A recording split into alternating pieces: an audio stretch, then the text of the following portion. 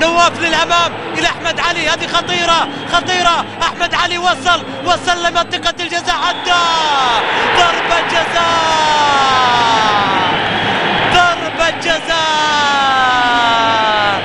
هالمرة المجري صادق، هذه المرة المجري صادق. ستيفان فاد يصيد مساعد ندى هذه المرة، نجم الشباب في هذه المباراة، يخطئ ويكلف الشباب الشيء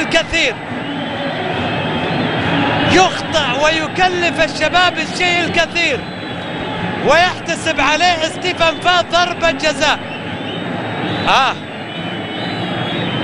فيها وعليها ضربة جزاء. حكم المباراة يحتسب ضربة جزاء، ومساعد ندى الذي كان نجما في الدفاع الشبابي أخيرا يكلف الشباب الكثير. إذا وفق الشلهوب فإن مساعد ندى تسبب في الشباب. الشلهوب والهلال بكل جدارة يهرب بالصدارة، الزعيم بكل جدارة يهرب بالصدارة، والشلهوب يسجل ثاني أهداف الهلال يتقدم بهدفين.